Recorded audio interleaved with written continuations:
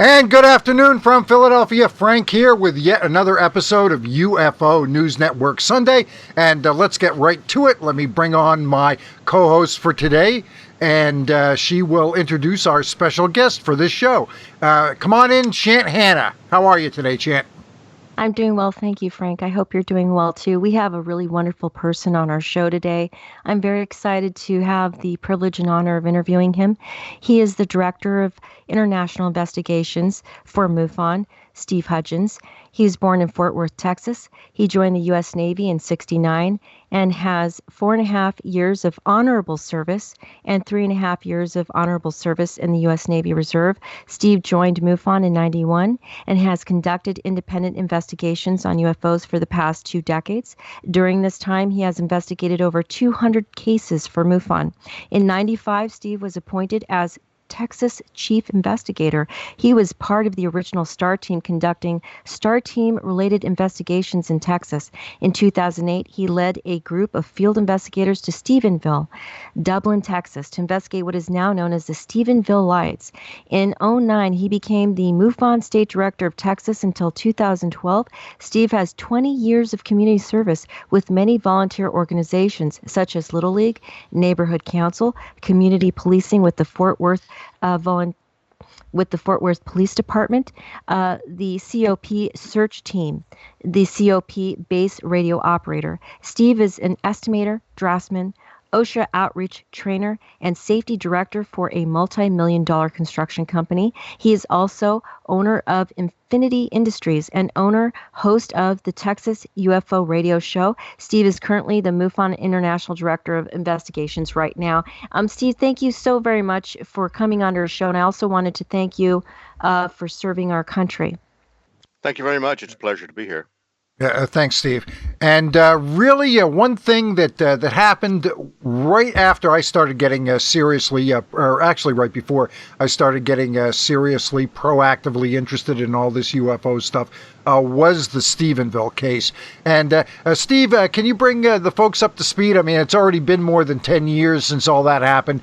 Can you bring the folks up to speed a little bit on what constituted the case, some of the witnesses, and the hubbub that created around the country? It was really the last big case that we've had that really got a whole community sort of up in arms and involved in all this UFO stuff. Well, it began with a news broadcast about some sightings in Stephenville, and what really promoted it was the constable down there had a sighting of his own, and he wasn't hiding anything. He was telling everything that he knew about it, and he didn't care who knew about it, and I thought that was pretty good.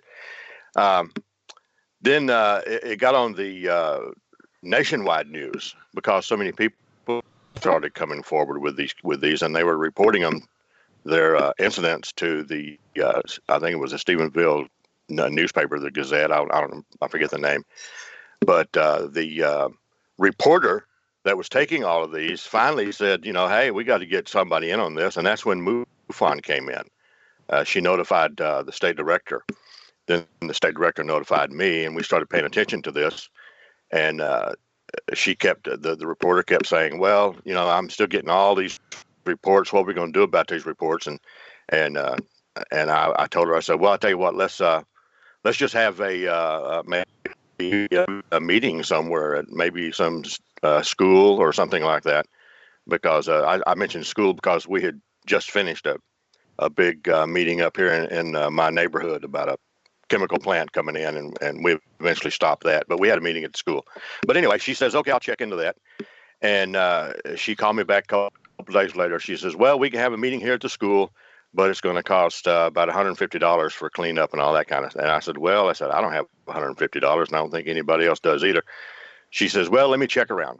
And so she called me back, and she says, well, the people down here at the sale barn in Dublin have agreed to have the meeting there at the sale barn. And I kind of got to thinking about that, and I know what sale barns are. And well, what are they for the folks that don't know? Well, that's where you take your cows and your pigs and your horses, and you go down there and you auction them off. And surrounding the sale barn are pens where they store them. So when you store animals, they don't have a little potty they can go Right. to. They just do So it as they this is please. a literal barn then you're talking about. Yes, it's open. It's a pretty good sized little area.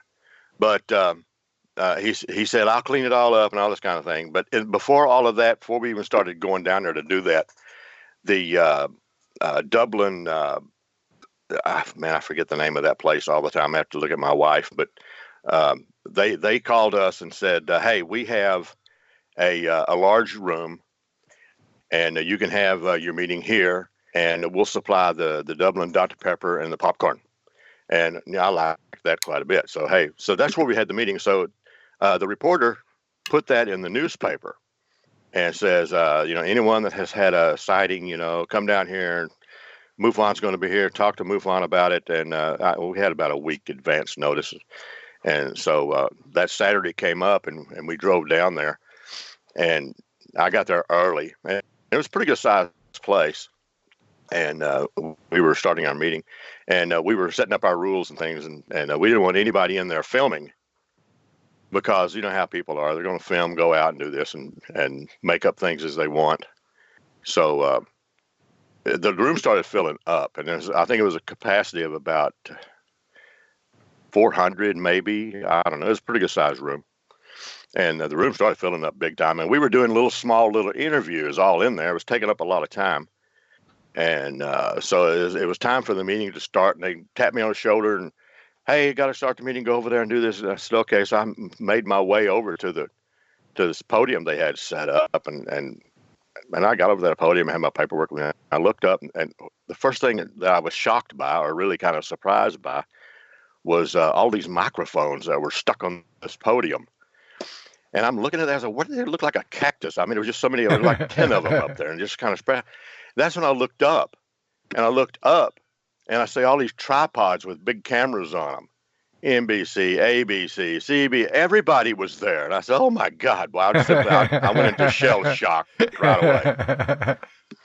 And just to backtrack, Steve, just to backtrack a little bit, the reporter you're talking about, I believe, would be Angela Joyner?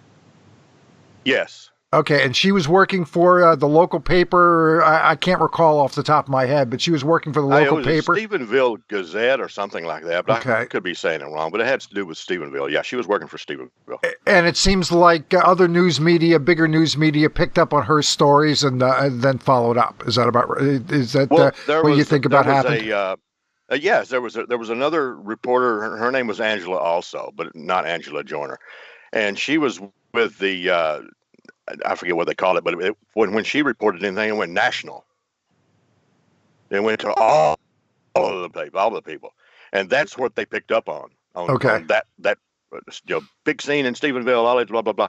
They picked up on that, and then they started paying attention to the Stephenville newspaper, and that's when they found out when the meeting was going to be. So here they come, and later the police were telling us that this is the first time in the history of Dublin, Texas, that they only have 2 red lights in this town, that they've had a traffic jam that they took hours to get finished. There's so many people there. We filled the room up, and people couldn't get in. There was too many people. Okay, but at this point, the only report that you had great familiarity with was from the constable Leroy Gaitan. Is that about right? Yes, and there was another report from Steve Allen, and he was he was the pilot. Okay. Now, can you give the folks a little bit of an idea of what Gaitan actually reported, and then what Steve Allen reported? Okay. Leroy Gaitan reported that he saw a lot of he described it as multicolored lights, and they were just kind of moving around and dancing around in this one little area. And he said he's never seen anything like that before, and that's what he saw. And he's sticking to his guns. I mean, he never has changed that story. And I'll tell you something else in a minute about that that's related to that. But Steve Allen, he was like out like in a driveway of some friends' home. They were out sitting in chairs. There's about 3 or 4 of them out there, and they were just out there talking. You know how people do.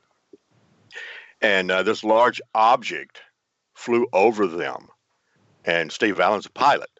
He knows how to gauge things and measure things. He said this thing was a mile wide and half a mile thick or deep.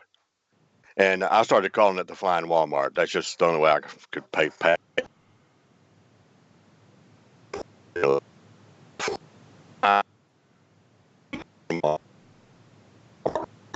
Whatever. But this object went over, and this time it followed by a couple of jet aircraft.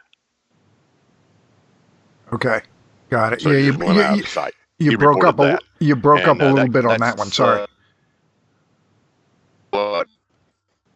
Okay, I'll start over. They saw this object that was half a mile wide and a mile long. We'll go like that. I call it the Flying Walmart. Okay. It flew across them and went out of sight. Then it turned around, and then it came back and had a couple of jets chasing it. Okay. So they just went on out of sight. So that's what they saw, and that report alone got a lot of people stirred up. So we basically asked anybody that's had a UFO sighting, come down and report it. And about 500 people did. And I had we had about 6 investigators, maybe 7, and they stayed busy for the rest of the day taking reports. But these reports were 20 to 30 years old. So you have to ask yourself, what in the world's going on down there? That so many people are having so many reports, so many times. So as we got into it, we discovered that the entire area around Stephenville and Dublin is a military operating zone. So in other words, that's where all the jets go to play. They go down there and play war and all that kind of thing. And then the deeper we got into it, they're sighting everything, lights and balls and orbs. And of course, anything that's around light is an orb. And I hate the word orb. But we're constantly seeing these things. And they're constantly reporting these things. And that's when we discovered there's only about 9,000 different types of airplane flares that they can drop. So, most of the stuff, I believe, was just aircraft operating around and dropping flares and, plane-to-plane contact and just on and on and on until the Flying Walmart comes in. And what's exceptional about the Flying Walmart is it's this one night it flew over very slowly over downtown Stephenville. And at that time, 4 police officers for Stephenville sighted it. And they were in different positions around Stephenville. They weren't together. And it took Congress to get these guys to come up and say what they were talking about. But they were afraid they were going to get fired, that kind of thing. But I don't know what the Flying Walmart is or why. And I've always said that I think it's ours because I don't know that I just find it hard to believe that an intelligent race from some multi-billion-dollar miles away want to fly the only thing they have to get back home over an area where the planet of apes have. So I just think it's one of ours. It's just my opinion. Understood. Now, one of those quiet down there. One of those folks who did come forward, at least a little bit anonymously, was a guy named Officer X. So he did go on the record. Okay. And can you describe to the folks a little bit about what he saw? I mean, he saw something really big flying, I guess, right over the county courthouse, as I recall. Yes, it was what I call the Flying Walmart. It's the object that I have a artist's conception of that thing around here in my locker here somewhere. Okay. But it was a large object, 1 mile by half a mile, and it also had I don't know what you call them, stanchions or extensions or whatever you want to call it, coming out of the superstructure on from the middle on both ends, both sides. And he described this thing as going slowly over, like you're talking about, right over downtown, and then it turned inverted up 90 degrees, and then just took off. So now, did his sighting correlate with Steve Allen's? Was it at the same time, or they got together and talked about that, and it was similar, yes. But Steve Allen's, he wasn't close enough. All he could see was lights.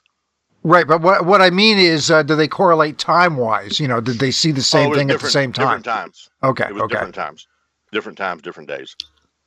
Got it. And there was another key witness to that case who claimed that he got as a matter of fact, his picture is up right now on the slideshow, so I'll bring him up now. He got according to him, a daytime sighting pretty up close of apparently the same object, a guy named Ricky Sorrells. And Ricky Sorrells, yes. I don't know if it was the same object or not, but he was out deer hunting, if you want to call it that. And he was walking along. All of a sudden, he just kind of looked up. And he looked up, and he was kind of, shocked and surprised. And there's this large object above him, pretty close. He said it was so close, and so that he looked to the trying to find the edges of this thing, and he couldn't find the edges of it. But it wasn't an oblong; it was a round object. And he looked through his scope at it. I don't know if I would have done that or not, but his rifle scope, you mean? So yes, he's pointing. You gotta point the gun at the thing in order to look through the scope to see it. That's right. That's what I'm saying. I don't know if that would have been a smart idea, but anyway, he did that, and he was getting a close look, and he said he could see rivets and seams and stuff like that, and he saw some other things that he hasn't confessed to me about, but I found out later, and I'm not going to mention that, but that because that's not common knowledge. But then he said it took off, and he said if it had taken off as he blinked his eye, he would have missed it. That's how fast it took off. Okay.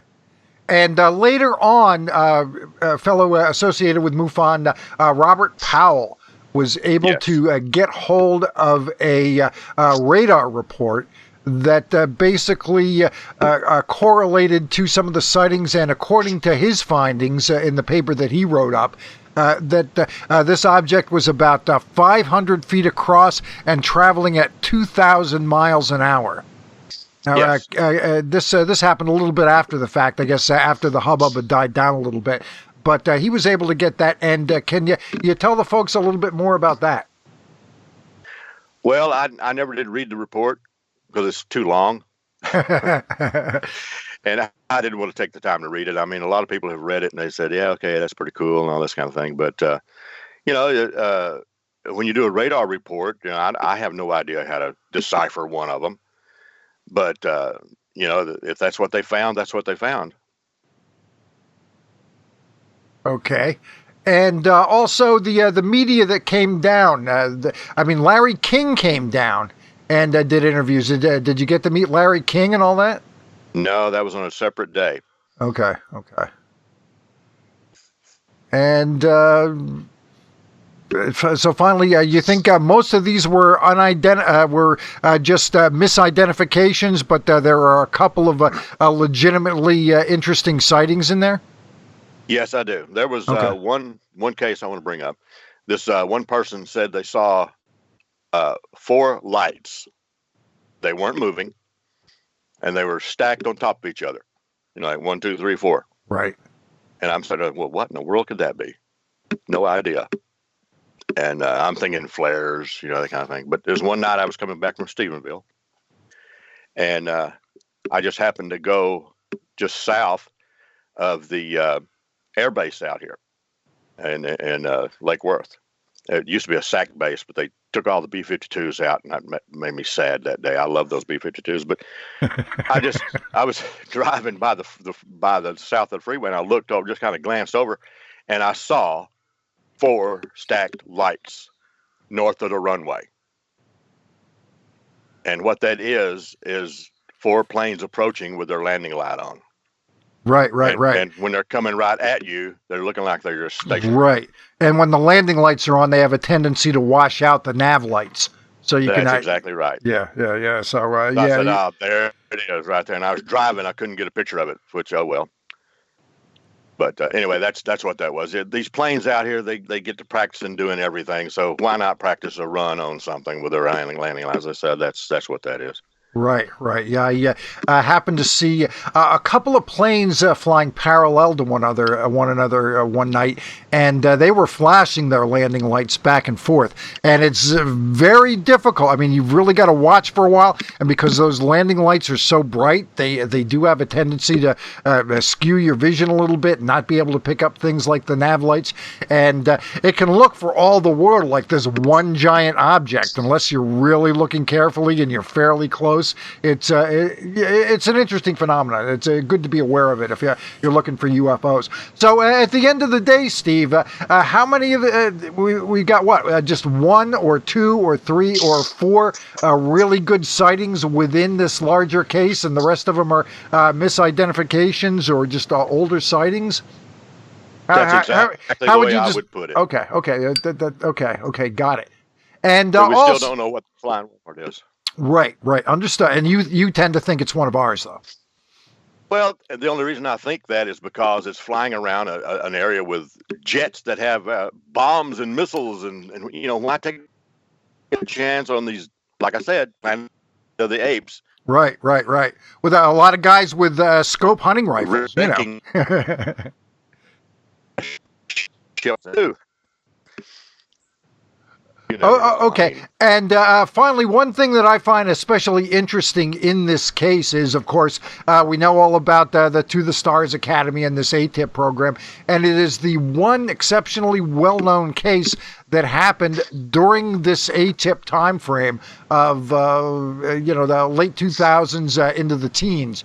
And apparently, I was able to ask George Knapp about this when he had a little AMA over at Coast to Coast. And I did ask him, did ATIP look at this case at all? And he said that it was investigated by the military, but he wasn't sure if it was ATIP or OSAP. And so he did confirm that. And do you have any thoughts on that? Do you know about the government itself looking at any of these sightings? I love it when someone asks my opinion.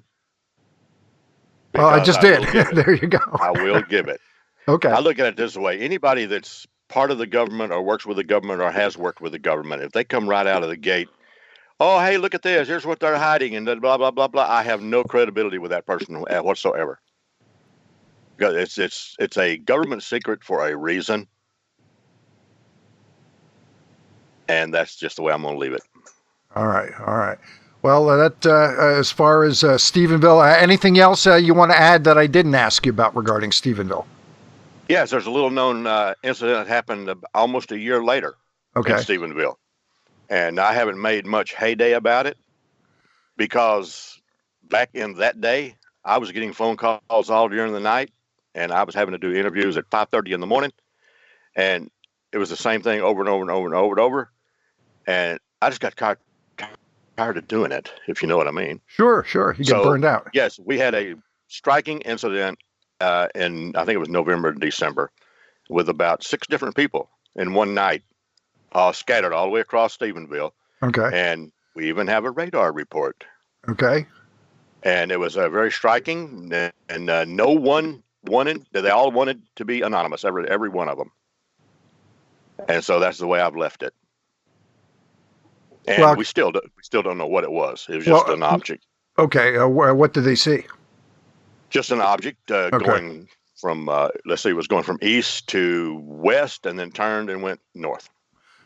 Anything unusual about the flight characteristics, high speed? It's just like an airplane, and I'm thinking maybe it was an airplane. That's one way I look at flight characteristics. If it flies like ours, it's ours. Okay, understood. All right. And so you were already in position, obviously, to investigate this case. You were already involved in MUFON. So why don't you tell us a little bit about, why you got involved in the organization in the first place? What's your interest in all this? Hold on. I have a series of questions asked. All right. Go ahead, Chan. All right. So, yeah. All right, so let me go ahead and before we ask that question that I planned on asking you, Steve, I wanted to ask you something that you've already gone over, but I wanted to ask you again to review this topic, and that is, you think the Stephenville Lights, but correct me if I'm wrong, you think the Stephenville Lights event could have been one of ours. Does that mean DARPA? Or some department of the U.S. government built a craft or crafts that are using technology that is not recognized publicly, or acknowledged or being shared about publicly by the U.S. government? I'm glad you asked me that because I can answer it. I cannot answer that, but I'll answer it this way with a series of questions for you and Frank. How long was man in an animal-drawn vehicle? In a what? I didn't An know. animal-drawn vehicle. I would guess I don't know. a few 5 to 10,000 years. Estimated at 2,500 years. Okay. Now, from the time that man stepped off of the animal-drawn vehicle and stepped onto the moon, how many years is that? A little more than 50. Yes, that's just about right, about 55 or 60. Now, with that in mind, why, after 120 years, are we still getting 21 miles to a gallon in our cars? Okay, well, look. Okay. I actually, I could insert some conspiracy theories about that. Like, apparently there was an electric vehicle long before electric vehicles came out that was taken off the market by the folks who made the electric vehicle. Electric vehicles are not really feasible because you can go home tonight, and if everyone plugged in their toaster, it'd shut the grid down. I understand that. I'm just saying that that question could be answered in many different ways. Sure. So my question to you again is, I'm going to ask it again. You think the Stephenville Lights event could have been one of ours? If I'm incorrect, please correct me. I do. Does that mean DARPA or some department of our government, U.S. government, built a craft or crafts, or is building craft or crafts that are using technology that is not recognized publicly by our U.S. government? Yes, I believe it's a program of our own. That's why we're $23 trillion in debt, and we're still getting 21 miles to a gallon in our cars. And all the money and everything is being spent on the secret space program, and that's the way I look at it. And certainly I do believe there's the possibility of aliens from another planet in this vast universe. Anyone that says no there isn't is plain stupid. I've never met one, but it's very possible. Yeah, I'm glad you said that, because that was going to be my next question. I just wanted to give an analogy regarding how I feel about that topic, and then ask if you agree with it. So I myself cannot produce an alien of any kind, an extraterrestrial of any kind, to anyone. However, the reason why, the way I feel about the ET topic is I viscerally and intuitively feel, and through what I've read regarding science and more, that the possibility of ETs are out there. Now, how I feel about it is, if you were to envision a mole, the creature, the animal, going underneath the ground and just tunneling his way around the land, and you see the evidence of it on top, like that little hill of dirt that is produced by his movements, that to me sort of is a good metaphor, for me anyway, regarding the ET topic. You know they're there. You can't produce that mole/ETs, but you feel like you see evidence or traces of it thereafter. They're having moved around or been there. That idea. Do you agree with that metaphor? Yes, I do. Okay. Now, I wanted to go over something that's a little contentious for some people, but very interesting topic that you and I went over, and that was the paranormal topic. Okay. And that was, first of all, let's start with something before we go on to the paranormal topic.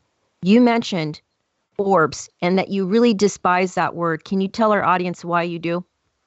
Because I've seen 10 million photographs of lens flares, dust, reflections, and they look like round blobs of light. And when people see these in their photographs, of course, they don't see them until after they get the photograph and look at it, because they don't see it from the beginning. And that's, it's an orb. It's the energy from my dead grandmother or something like that. Or it's a spy. I get so tired of listening to that. No, it's reflections, it's dust, it's insects, it's just stuff like that. So I always say, look, if you have a photograph of an orb, make sure you take it without the flash, because the flash is your dead dangerous. It's the implementer of the deal. And we'll look at the FLIR, and that's the information on your photo. And if you took this without a flash, hey, you got something to talk about. But otherwise, forget it. Okay. I wanted to talk to you about something that you and I have gone over before, and that is the topic of the paranormal. Now, the paranormal can encompass quite a few different topics, so I'll just narrow it down. Let's just pretend there's an individual who is claiming that they have a haunting in their house. Now, I want to make it clear to everybody, MUFON does not investigate the paranormal regarding those kinds of things.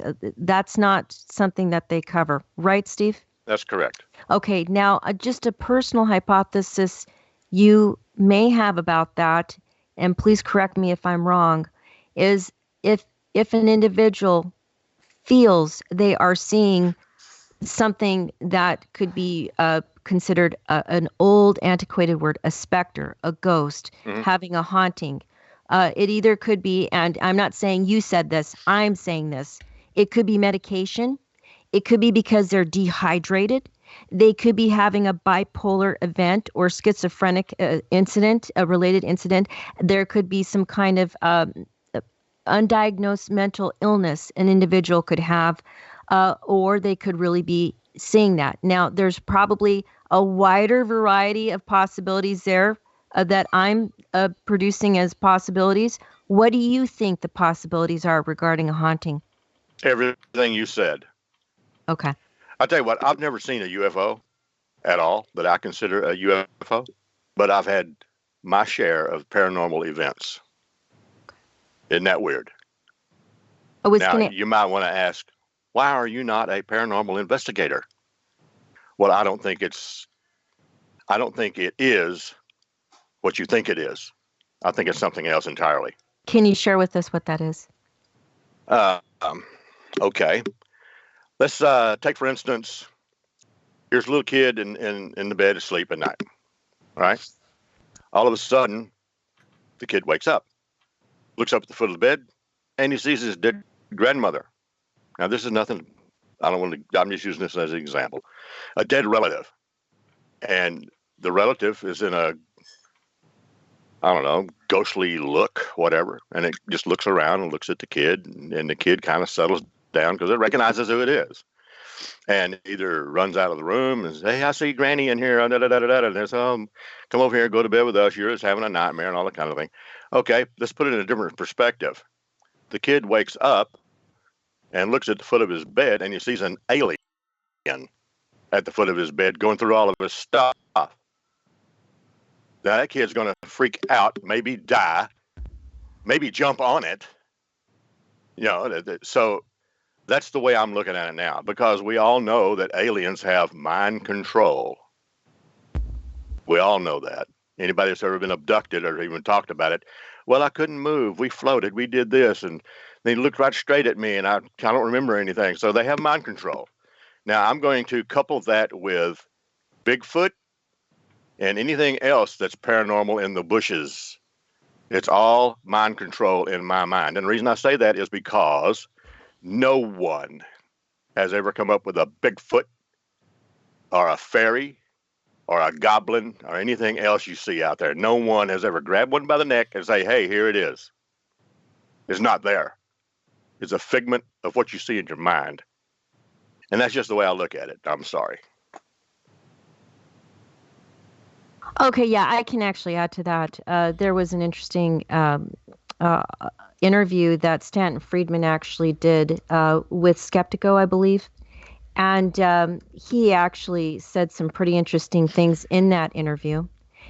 And what Stanton Friedman said was he believed that using the Betty and Barney Hill case as an example, that Barney actually had a telepathic incident that occurred, and that was when he was being culled to the craft telepathically. And I just found it interesting.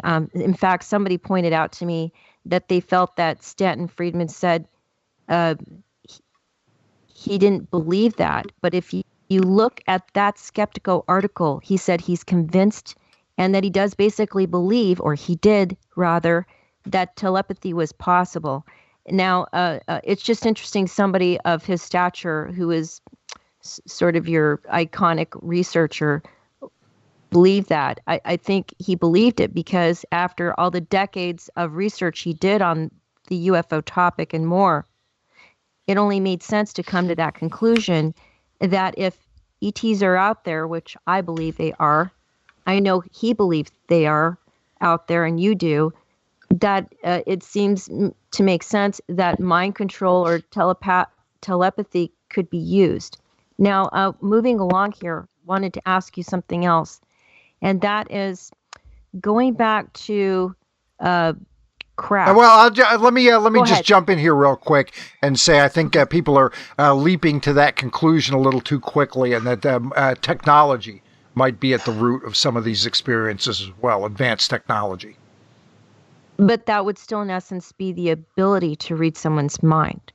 Through technology, not through any sort of psychic ability.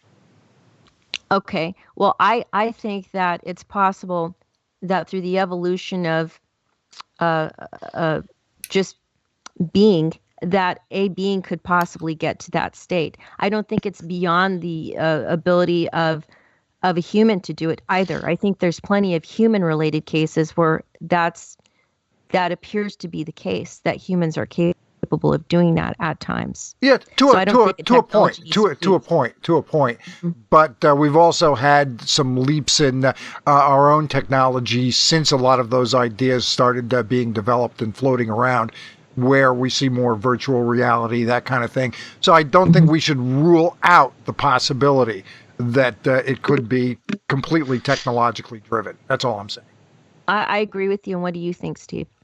Well, I'm not going to rule that out either, but 9 times out of 10, these aliens are nude. There's no uniforms, no equipment, nothing. Plus, they have a large brain capacity, which makes it very feasible, as far as I'm concerned. And going back to humans and us, we some of us claim to be remote viewers. That falls right in the line. And I always challenge someone when they say, "Hey, I can remote view." I say, "Good. What am I wearing?" Right. And that makes them so mad they cannot. Steve, you're nude. You're nude like an alien. What are you doing? Put some clothes on. What are you doing? Like an alien. Okay, well, so Steve, do you think back to the crafts, because I needed to ask you this question before I move on to the other questions I was going to ask you, and that is, do you think most or all of what looks like other kinds of basically what is a UFO to us, an unknown or unfamiliar thing, could be ours then, meaning the U.S. government or other first world governments around the world? Could it actually possibly be technology that has not been shared with the public? Yes, I do. Okay, then who's making it? Who's making it? The secret space program. Okay, is DARPA involved with that? I have no idea. Okay. I don't sit in on their board meetings. I wish I did. You don't have an in there, do you? No, I don't have anything like that. Right. Okay, so I'm going to go ahead and get into the questions here. I want to know, Steve, why did you get involved in the UFO topic? Well, I've always been involved or interested in the UFO topic, as well as Bigfoot and all this kind of crap. As a little kid, I can remember reading the Enquirer newspaper a long time ago. My grandmother subscribed to that, and she always had it around the house. And I was always fascinated about the old Indian stories where the Bigfoot would come running out of the bushes and take the women back with them and all that kind of thing. I said, well, as a kid, I was like, why are they taking the women? Why don't they take the men too? So that I never got an answer for that. Mm-hmm. But that always fascinated me. And I've always been hearing about Bigfoot and Loch Ness Monster and all this kind of crap. And I was reading anything and everything. And of course, UFOs was in there too. And back in about 1990, I think it was, I was talking to my sister about this UFO report and all this kind of thing. She says, you need to be a member of MUFON. I said, what's that? Well, the Mutual UFO Network. I said, never heard of it. She says, well, you need to join. And I said, okay, how do I do that? She says, well, you have to be recommended. And I said, I don't know anybody in the organization. How can I be recommended? She said, well, I know the state director in Oklahoma. I'll get him to get you an application. I said, okay, cool. That was Chuck Pine in Oklahoma. And that's how I got in. And I said, all right, man, I'm going to find out about UFO reports and all this kind of stuff. And I joined, I think it was like $25 or $20, something like that. And you get this journal every month, and I'm reading about everything. And I never was called to a meeting. There was no meetings going on. And I was starting to get a little discouraged about that and getting ready to I forget this, it's not any good. And I said, well, I'll tell you what I'm going to do. I'm going to become a field investigator. And so the next time I re-upped my application, I said, I want to be a field investigator. And they said, well, you need to buy the manual. So I said, okay. I think that was like $25. So I bought that, studied it, and there's the test is right there in the manual. There's a 100-question test. So I took that and I passed it. So, hey, I'm a field investigator now. All right. And never heard anything else. It's just the same old thing. The manual every day, or every month, and or the journal rather. And I was about to get discouraged again because I was not getting any kind of reports. Nobody said, hey, come and look at this. And nobody called me, nothing. So I was just about ready to throw the towel in. And I got a letter in the mail. Said, hey, we're going to have a MUFON meeting over here, so-and-so, over in Dallas. And it's going to be this time, this day, this kind of thing. So I ran over there, and all 5 of us showed up. I'm looking around the room, and I found out I was the only field investigator. So I'm kind of sitting down, scratching my head on that one. And a little known to me is about the month before I first signed up to begin with, the MUFON meeting group that was there had a big fight and split up. One went one way and one went the other direction, and both directions were paranormal. They all just scattered. And so we had to begin again and start over. And that's when Ken Cherry took it over. He became the state director, and it took us several years to build that place up. And you talk about sighting reports. There were very few and far and in between. Just to give you an example, now this leads up to Stephenville. To give you an example, on average, Texas would get about 2 to 3 reports a month, if that. About the end of the year of 2007, I think it was, or whatever, the year before Stephenville, I think it was 2007, the reports started picking up in November and December. And then, of course, in January and February, they were just off the scale. And that's when the Stephenville thing hit. There was just a lot of activity going on all of a sudden out of the norm. And so we started picking up everything there. But that's how I got into MUFON. Okay, and some of these questions are going to be the kind where you would expound upon them like you just did, which I'm very glad you did. Thank you. And then some are going to be very short. One of the short questions I have for you is, what is the last UFO or MUFON-related conference you've attended, and how did that go? The last one I attended was the Alien Con in Dallas. It was like what was that, October, November? What was that? It was the end of last year. Okay. And they flew Marquetta in from headquarters, and since I'm in Fort Worth, she wanted me over helping her, me and my wife. And we ran the table there, and I took my alien. Everybody's getting their photograph with it, man. They love that. I saw those pictures. They're great. People loved it, man. They loved that alien. Little kids, look, an alien. I know, that's wonderful. Are you allowed to say where you got that alien, by the way? Yes, I can tell you exactly where I got it. It's kind of a funny story. Okay. But there was a couple of people that were dealers. I guess you could call them dealers. Mm-hmm. The alien actually is made in Australia, and the company that makes it also makes dinosaurs for different parks and things. So they're good with sculptures and stuff. So they said, hey, let's make an alien and see what happens. So they started selling these things. I think they're like $400, $500 a piece. And it's what? 800. Oh, it's 800 now. My wife loves to correct me. but Please tell her we said hello. Chance said hello. She said hi. But anyway, this guy that I talk with on Facebook all the time, he says, "Hey, Steve, look at these aliens and all this kind of thing." He says, "I'm a guy that sells them, and I'm a dealer down there." I said, "Well, good. You can post on my Facebook page, and I'll mention it in my radio show, because I had a Texas UFO radio show back then. I did that for 6 years. Oh my God!" But he says, I said, "Hey, I'll advertise it for you." He said, "Okay, good." He called me back in about a week. "Hey, Steve, I got a good deal for you." And I said, "Okay, what?" Because here I am making plans on, hey, when income tax comes along, I'm going to buy one of those aliens because I want one. And he says, the company down in Australia says that if you put a good word in on your radio show and do a testimonial on the website, that they'll give you one. I said, "Oh my God, all right, yeah, I'll say anything they want me to say." And so I immediately went to their website and just put all kinds of good stuff on it. I think it's still there too, if I remember right. But Yeah. he says, "I got another good deal for you." I said, "What's that?" He says, "We got another dealer too. It's on the south side of Fort Worth." So I drove 20 miles in a pickup and picked that stupid thing up and drove it back. It cost me a tank of gas. Did you tell me you wanted an ET craft too? That would be great. If they had made one, I would have asked for it, yes. But no. Okay, so a serious topic here I wanted to ask you about, and tell me if I'm correct or not.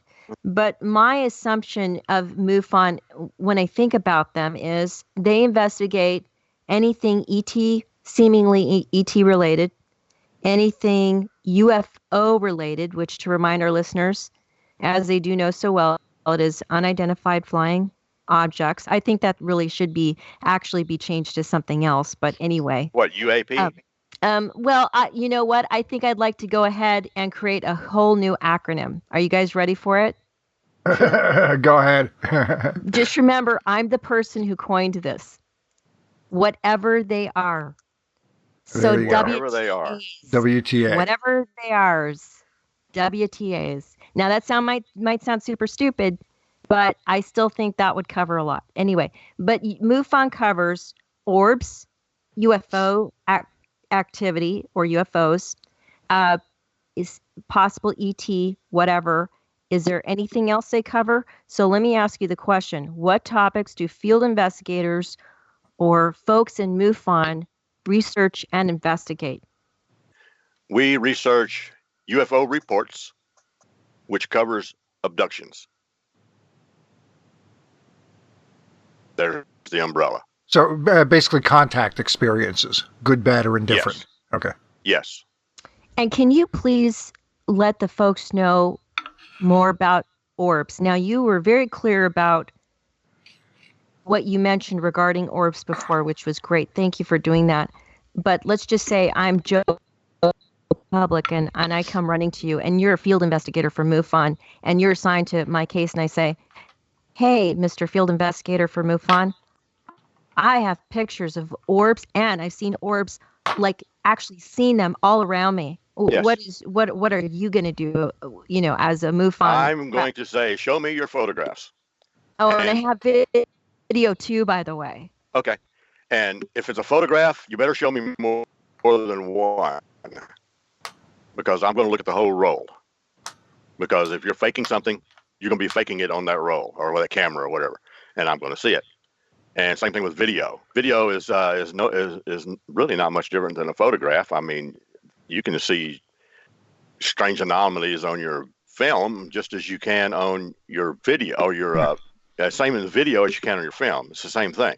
Yeah. Except it's just 30 images per second. That's all. That's the difference. And yeah, that's true.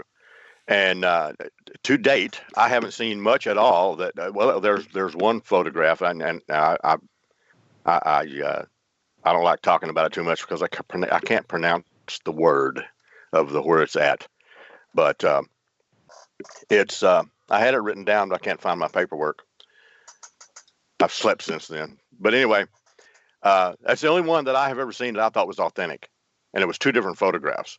And this woman we had her son out, and the son's out playing in the yard, and then this thing flew over the top of her, and the kid said, "What's that?" She looked up and she took 2 photographs, and it's a round object, has 3 lights in a triangle shape with a red light that's offset. And in the second photograph, one of the white lights changes to a red light. So I'm sitting there thinking to myself, if I'm faking photographs, I don't believe I would think to change the color of that one red light to a red light just to be doing it. I would just say, well, here's the second photograph. And so I'd ask our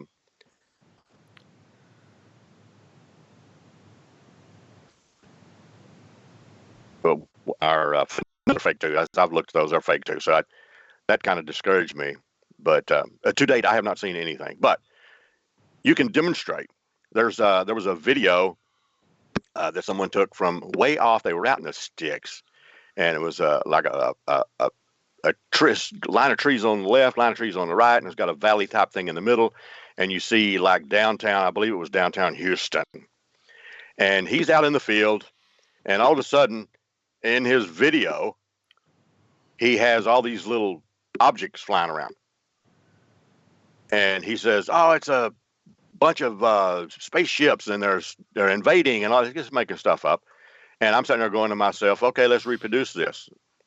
And I said, because there was a post on Facebook, and I said, "Well, let's reproduce this. Let's go to the same place. We'll put a camera 30 feet apart, pointing the same direction, and I'll go down here and I'll throw a rock in all this grass and crap down here, and then let's see what videos we get then." Because all you can do is just start all the bugs up, because that's all it was, is bugs. Okay, great. So I wanted to go over Exif Data very briefly and then move on to the other questions. And that is, I'm going to let our listeners know something you already know. And that is Exif Data, which is EXIF. And that's something that Steve has had to deal with for decades now regarding researching anything photo related. It's also sometimes referred to as metadata. It contains information such as aperture, shutter speed, ISO, focal length, camera model, date the photo was taken, and so much more. So that also lets folks like Steve Hudgeons and the MUFON organization know when they're researching a photo or a series of photos, whether the photo has been manipulated. Now, I wanted to give folks an example of a really neat way to see if a photo has possibly been manipulated. That doesn't mean it's going to be the end all to an answer whether a photo has been manipulated, however, but it's a neat thing to try. And that is if you go to one of many online sites. One is photoforensics.com, FOTO forensics.com. You can actually go to a part of their site where you can upload a picture, which I did right now, Alejandro Rojas. I went ahead and uploaded his picture, and after I uploaded it, I hit upload to the far right, and it takes a while, but finally when Photo Forensics uploads it, you can check out the grocery list of information it captured on it, which is it's under these categories: digest, ELA, hidden pixels, JPEG percent, metadata, and source information. And it looks like this photo I have of him has not been manipulated in any way, shape, or form. You can also do the same thing if there's, for example, a site on the web that has pictures of UFOs or what they're claiming to be ET crafts. You can include the URL to that, and it will show you if those photos have been possibly manipulated. Now, Frank and I were talking about this last night, and I really don't want to go into it too long because I'd like to continue on with my interview with Steve. But if a person wanted to manipulate the data regarding a photo, they could, and this has been done before, they could, as an idea, paint something on the window of their kitchen window, for example, and make it look like, some kind of ET-related craft or what they think is one, and put a fleet of them on a window, paint them, take a picture of it in a very kind of blurred like fashion or whatever fashion they think would make it look real, as though those fleets were in the sky. And then it would show that picture has not been manipulated when you go ahead and try to analyze it through the Exif Data applications out there. Another way a person can do it is if they take a picture of a manipulated picture. That could be one way. Is that correct, Steve? Yes, that's correct.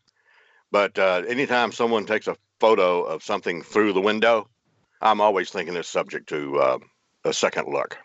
Thank you for mentioning that. And basically, also, if you do your trickery in the camera and it's actually in the shot, that you wouldn't be able to suss that out with the metadata.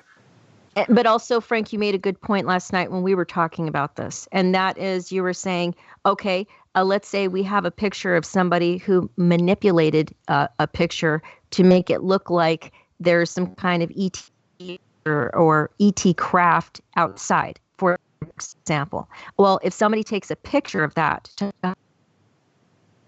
hide that manipulated Exif data, you also pointed out, well, that person needs to be outside during those same kind of conditions. Otherwise, the Exif data from that picture of that manipulated picture will also reveal some kind of trickery. Right? Exactly. Yep. Did I say that right? Yeah, I think so. I can't believe I said that right. Okay, so moving along here, Steve, I have some more questions for you. Why is MUFON relevant to the field of ufology? Oh, that's an easy question. But back to this other, you're talking about the photo with the UFO. Yes, please. That's why I ask for more than one photo. Okay, good. I mean, I can take my cell phone and hold the button down and take 1,000 photographs right away. I mean, so don't just show me one photograph. I want to see more than one. Okay, I'll tell you why MUFON is relevant. Okay. And it's because they're the only group that has field investigators. That's the only reason. All these other groups that come out here and try to be the new MUFON or whatever you want to call them, they don't last long because they don't have anybody joining them. They don't have any field investigators that go out and do anything. Not only that, they do not have the name recognition. And that's something else. You know, I always hear, but when I talk to people, I always say, look, I go to these groups and say, how many in here are MUFON investigators? This is group 50 people. How many people are MUFON members? And I don't know, about 10% may raise their hand. Everybody else is just there for a free ride, the way I look at it. And I always say, well, you guys are jumping up and down and complaining about disclosure, right? Yeah, we want to know what's going on. I was okay. You have to have a voting base. Look at all these other groups. I don't want to mention them, but there are millions and millions of people in these groups, and they have a big voice in the government. I mean, they listen to them. If MUFON had 6 or 7 million members, I guarantee you we would be getting some attention, and disclosure would be right down the street. So keep that in mind.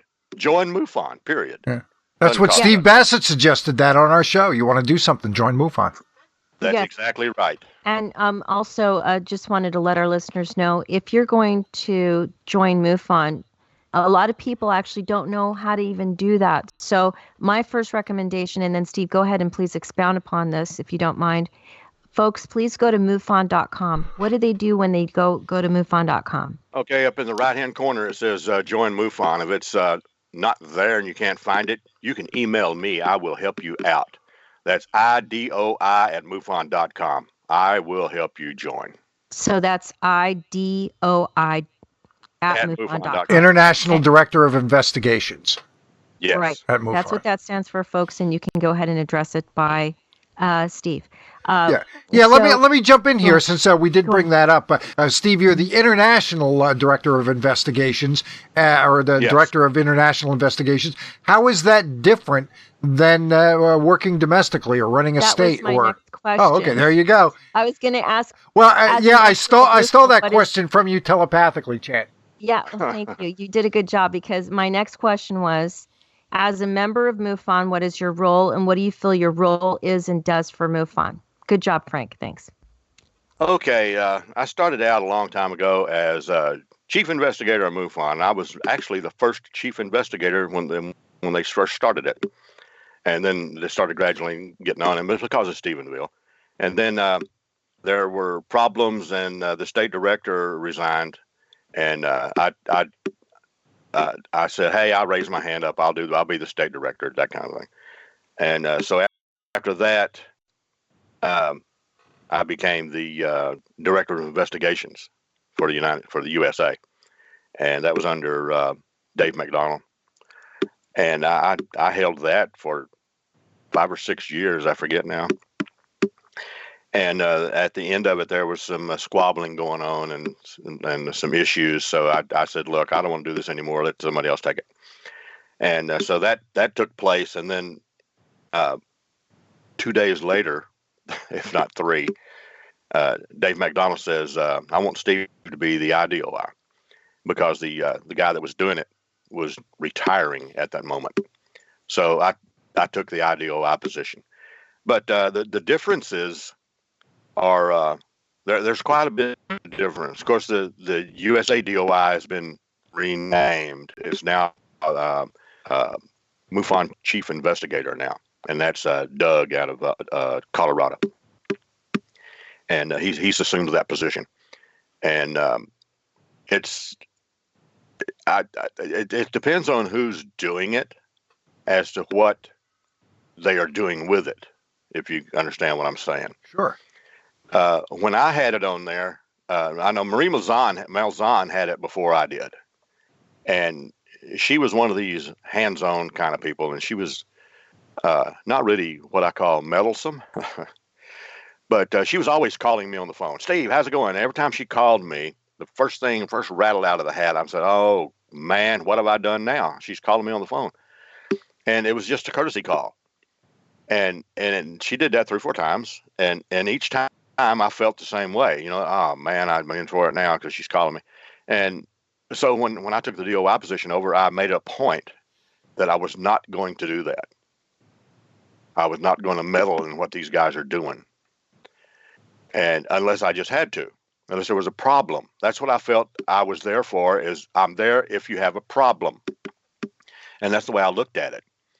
And I was not in control of the Field Investigator's Manual or the State Director's Handbook, but I was big time in on the editing part of it, as well as the others on the senior staff. And that's what senior staff does. And we look at things, we look at issues, and if there's a problem with something, we'll see what we can do about, taking care of that problem. Like reword this or reword that, or, well, that's no good. Let's take that out and let's change it to this. And there's ongoing progress, and we do it like annually or whatever. As a matter of fact, I'm going through it right now of retyping everything. So I've got a new job now. It's called the Director of Support Services. And I'm the keeper of the flame, basically. It's like the Field Investigator's Manual. It's worded in a certain way, and you have a pristine copy, and I'm the keeper of that copy, if you know what I mean. And it's the same with the State Director's Handbook. The State Director's Handbook has been completely redone. The last DOI saw to that. And so I'm in the middle now of course, it's been typed up already and it was sent to me, but the type is so small, even with my glasses, I can hardly read it. So I'm going through there basically, and I'm retyping the entire thing with a larger font. And I try to edit Word, and it's a nightmare to me, editing Word. So I'm transferring all over to Excel. I can use that a lot better because I'm used to using Excel. But anyway, that's what I'm doing right now in the middle of that. And I'm also part of the Professional Standards Administration, and I'm taking care of some problems now with people on Facebook using the MUFON name when they're not supposed to. Yeah, right. And that's an uphill battle, I'm telling you. But I understand. I'm glad you mentioned that. Thank you. The MCI now, which is the MUFON Chief Investigator, he's doing a great job. And he's doing some classes on how to do Form 30, and there's a big problem with Form 30. And I'm sorry to say I was in the big middle of that when it first started. Well, we'll go over the CMS. Yeah, well, what is Form 30? We'll cover that in a minute. Yeah, in a minute. And let me go ahead. I had to ask you, how long have you felt there could be? Well, before I ask this question, let me go ahead and just share something that we all know, because this came out in the news recently. That Britain's first astronaut, Helen Sharman, believes that aliens actually exist and she believes that they could be on our planet right now, is what she was quoted as. Basically, that's the gist of what she was saying, that we may not be able to see them, but she believes they're here. Also, just wanted to share something that other people may or may not have seen, but on companies like Amazon and Netflix are sharing documentaries where they're actually interviewing folks who are either with NASA now currently or have worked for them. And they're saying it's not even a question whether ET life exists. It's moving on from that now. They've already accepted that. And because of the possibility of planets that are habitable out there. Mm-hmm. So my question to you is, how long have you felt there could be the presence or possibility of extraterrestrial civilizations? Forever. And if people that go to church would just realize what they're worshiping, they would understand that too. Because the definition of ET, God fits that perfectly. Okay. And what was the defining moment in your life that convinced you extraterrestrials exist? Did you have a moment where you were, I'm just going to make this up, you were a kid and something happened to you, or you were listening to a story? What was that one defining moment where you said, you know what, that kind of really, that does it for me? What was there one, or was it cumulative? No. I have not had that defining moment now. Just the possibility exists is pretty powerful with me. Okay. And have you or someone you know personally, like just someone close to you, have you or someone you know ever witnessed UFO activity that could have been extraterrestrial related? Yes. Can you share anything about that? Well, it was a how do I explain this? Brother-in-law. Yeah. No, not a brother-in-law. I forget it. He's married to one of my sister-in-law's daughters. Okay. Anyway, something like that. But anyway, he told me one day he had his car broke down north of Fort Worth up here. And someone stopped and helped him. And he doesn't remember anything for a little while. And then he remembers he's sitting in his car. And I said, well, okay, what does this guy look like? He never would tell me for years, but he finally told me. He said, I haven't told you this. He said, but the guy looked exactly like me. Wow. So I thought that was kind of strange. That is weird. But anyway, he's no longer alive. He committed suicide. Okay. So that kind of brings up something that I just want to go off my questions just for a moment and tell you something Jan Harzan shared with us when we were interviewing him last year. And then I want to ask you something sort of about that. And that is, Jan was saying that he had the opportunity to do research and talk to, I think in person, a cop who told him that he had a very strange experience where he was actually seeing things that were not in the reality and being shared by others. So, and that was investigated by MUFON. Now, you'll have to ask Jan more about that topic, but would it be fair to say MUFON, and I think he said he saw, like he may have communicated with an otherworldly intelligence while that was happening. Mm-hmm. That would be a MUFON related, like if somebody were to report that to MUFON could consider investigating something like that. Where it depends on how they word it in my book. Okay. Because you could add, well, it was a ghost, or well, Bigfoot was talking to me, or a fairy, or something like that. If it's not UFO related, mm-hmm. like this thing stepped off of a UFO and it started communicating with me, well then, yeah, we would investigate something like that. But I don't know if that might go down as information only. Okay. All right. So are you currently involved, or have you had any past involvement in extraterrestrial contact of any kind? Not to my knowledge. Okay. And please, okay, well, this is kind of a big question. You already shared the Stephenville and maybe a few other cases, but do you have a list of maybe iconic or interesting or famous cases that influence you regarding the most evidence of possible extraterrestrial presence? Or the evidence part is the real killer on all of this. Okay. I mean, a lot of people say, well, what they said, that was evidence, and all these photos, that's evidence. And they're missing the big point. Okay. And my big point is, no matter what you have to convince 12 people in a courtroom that have no idea what you're talking about. Right. You have to convince them. And that's the tough part. I'm glad you said that, because this might not sound related, but it is. So there's conspiracies, as you know, that will float around the UFO community, and there's absolutely no conclusive evidence or proof or facts behind them. And I've told people ad nauseum, okay, we need more information on this. Let's compile it together so we can do research to see the veracity or the authenticity of the claims being made. And all people can do is just spout propaganda about them.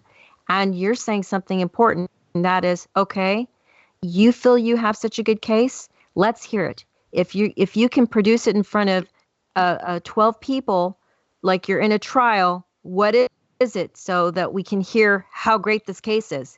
That's correct. And I just watched a History Channel thing the other day with a very well-known, I'm not going to mention any names, well-known investigator. And she was producing pieces of metal that were supposedly found on Roswell and all this kind of thing. Yes. And, okay, wow, you got some bent metal. And I'm going, yeah, right. I saw some bent metal, too, up in Aurora, Texas, that came from the Aurora ship that crashed. I said, but so what? It's aluminum. And aluminum is found all over the place on the planet Earth. I don't care what quantity is or how thick it is or if it's in layers. It doesn't make any difference to me. It doesn't mean it came from Alpha Centauri. Right.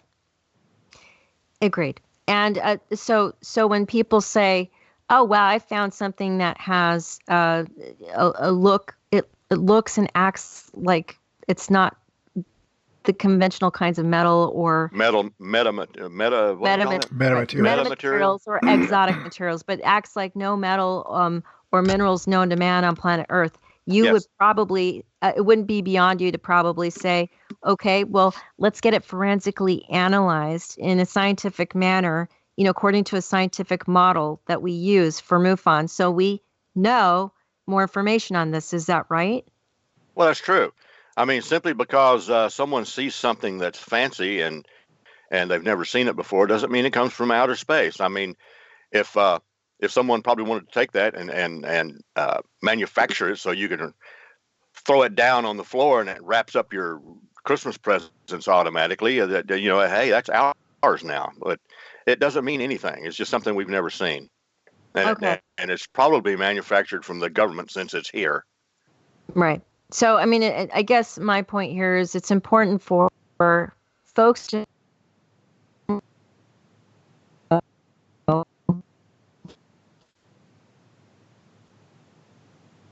the public know that there's a difference between a dirt road. Okay, yeah. You're looking you're at the edge of a dirt road, and you're looking across to the other side, and you think that you can walk over there the other side and walk back.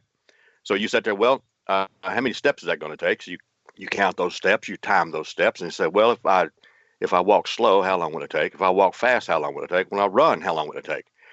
So there's your theory. Your theory is you can cross that road, but until you do and get back, it's not a fact yet. Once you do it once, it's a fact. You do it twice, it's a scientific fact. So until you can prove it, it's a theory. And also, oddly, and I agree, there is contention, and it's still a hot topic debate in the scientific community regarding what proof really consists of. However, a person who's an investigator, researcher, or fill in the blank needs to still try to aspire to the closest thing concerning what proof is. That way it will help satisfy the ability to review it in a scientific manner, whatever it is, right? Yes. You can even have an alien standing there. But until you can prove it in court that it's an alien, not something fabricated on the United States soil or underground, right? Then that's just a mannequin, or it's just an animal or whatever you have there. Or hologram. or a hologram. Well, even if you have it in right there in court with you. Okay, I see what you're saying. That doesn't prove where it came from. Right. You know, people are hard-headed. That's what I'm trying to say. I agree. I agree. In other words, sometimes, not always, but sometimes you can't give enough evidence or proof. You need to really go as far as you can with it until you cannot go anymore, regarding as much conclusive evidence or proof as you possibly can to cover all your science-related bases, right? Well, I'll just jump in here and clear this up a little bit, at least from my perspective. Proof is proof. You've proved something, okay? That's proof. And then there's evidence, and some evidence is better than others, you know. Okay, and Radar wanted to ask, and this is something Frank can touch on too, of course, because he knows a lot more about this than I do, and I know Steve does. Steve, why is radar evidence considered evidence? Why does so let's just say I'm a witness. I saw some things flying, traversing the sky very fast. I called the military, and they actually said, I'm a reporter, and they said, yep, we got it on radar. Does that mean that, and it's not anything that anybody knows what it is, okay? It's on radar, and even the military doesn't know what it is. What is that? It goes in as an unknown. Okay, so is that proof of a UFO? It's proof of something there that they don't know what it is, so that's an unknown, yes. Yeah. Okay, Frank. But it doesn't identify it. Right. Right. Okay. And so, Frank, why is radar considered? Well, it's a form of remote sensing. It's just like with the seismograph in relation to earthquakes. You know, the earthquakes, they come and go, but the seismograph records the shaking of the ground and how intense it was. And that provides evidence, physical evidence that an earthquake did take place. Good. Okay, so Steve, moving along here, if you had one or a few things that represent how you feel about the topic of ufology, what would it be? Or what would they be? Say that again. Say that again. Yeah, it's such a general question. If you had one or a few things to say that represent how you feel, what you think, what you believe, however you want to express your whatever about the topic of ufology, what would it be? I would think that it would be the question of, why? Why is the government, if they are, suppressing all of this knowledge about UFO activity and the possibility of extraterrestrials? What is so important about it that they feel it needs to be? You're breaking up a little bit, Steve, at this point. But let me jump in and say I think that has been proven. That the government, the Navy, has basically admitted that some of the information related to the UFO cases that they've got on record would present I believe the exact quote was a grave danger to national security. So they're pretty much saying that that's the case. I would say that is proof. What they're saying there, grave deal to national security, is that they don't want to expose whatever aircraft was copied and videoed.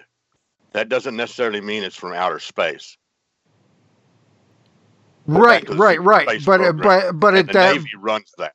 But it does pretty well prove that they're aware of it. They're looking at this information, and they're not sharing that information. Right, and they're keeping it secret, which brings me back to my question: is why? What's the big deal about keeping it secret? That's my question. Got it. Okay. Okay, I agree. And also, just wanted to go ahead and bring something to the attention of our listeners. And this is something that Frank and Steve already know about. But that is, it was January of this year. Apparently, the U.S. government said that top secret UFO files could cause grave damage to U.S. national security if released, the Navy said. And also, it was just a few years ago when the glowing auras and black money article came out, and that was an interesting article in that Jan Harzan and many others in the UFO community believed that that was a form of disclosure regarding the gimbal, the Go Fast, and basically 3 UFO-related videos, including Tic Tac video, that the U.S. government acknowledged that was a form of disclosure. Now, wanted to ask you a few more questions, and that is, who are some of the iconic ufologists you admire and respect regarding their serious-related UFO research? Their research. Well, Stanton Friedman, but he's not here any longer. There's not that many of them because I think they're basically copying each other for the most part. And as far as researching, what are they researching? They don't take any kind of UFO reports and do them like a field investigator would. So what are they researching? I mean, I can get on the internet and research UFOs all day long. Does that make me an expert? No. They're doing good work, but I've been doing a lot of work too, and I don't have a book out there for sale. So when they start throwing books out, that started red flags me. They're just doing it for their own profits, which I don't. Doesn't make any difference to me. That's just my opinion. But to this date, what has it been? 50 years since all this stuff's been cooking, and more than that. Yeah, we haven't really gained anything. So right, I agree. They're doing all the research, all they can, but they're not getting anywhere. We're not going anywhere fast. And I don't see any advantages. Right. So, like, for example, Frank and I will do research on a topic. Yeah. And just give people a self on the back. I'm just being, let me go ahead and share with you what I'm trying to say. There are talk show hosts out there who have also studied the topic of ufology for decades. And they are going along with, and so are some UFO researchers, going along with conspiracies that are floating out there instead of actually investigating them. And Frank and I spent months investigating 2 conspiracies that were floating around the UFO community. And I found out that these alleged documents that claim a lot of really amazing things cannot stand as authentic in their entirety, because we found a lot of discrepancies regarding them. However, what I did notice is there's an awful lot of these UFO researchers who claim to be serious UFO researchers and have been around for decades in the UFO community. They're just making money off of these conspiracies on their talk shows. They're not investigating them, even though these folks claim to be researchers and investigators. They're just making money off the claims. And I'll say that there's a value in research that doesn't involve field investigations. I've never done any of that. And I still think that there's value in archival research. There's a lot of material that's available online. And another thing is a lot of it's been out there to the point where it gets forgotten or glossed over. And that material has value. Again, like I say, it gets glossed over sometimes or forgotten, or there are things that are sitting out there sort of waiting to be discovered. And the nice thing about the field, at least in my view, is there are a lot of different ways to make contributions to add new information.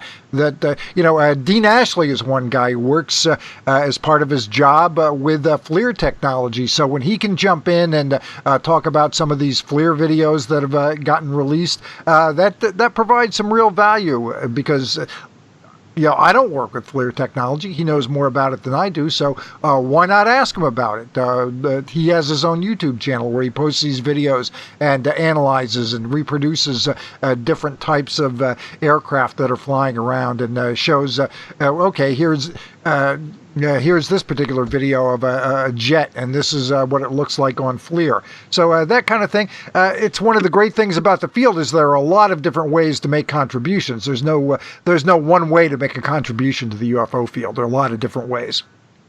Okay, Steve, I had a question for you that's a little complex, and that is, do you believe the scientific and journalistic communities are purposely ignoring the possibility of the presence or existence of extraterrestrial civilizations? If so, why? Yes, and I can tell you exactly why. It's because the UFO topic is surrounded in the same room as paranormal. And I've been trying my hardest to get that separated. On my radio show, I would ask people, what is the connection between UFOs and paranormal? You should see the answers I get off of that. And but until that happens, until the UFOs gets into its own little room, there will not be a scientific approach from scientists, because the scientists don't want to have, oh, you're looking at paranormal events. Oh, okay, well, yeah, that sounds pretty good with you. And guess what? You just lost your government money for the year.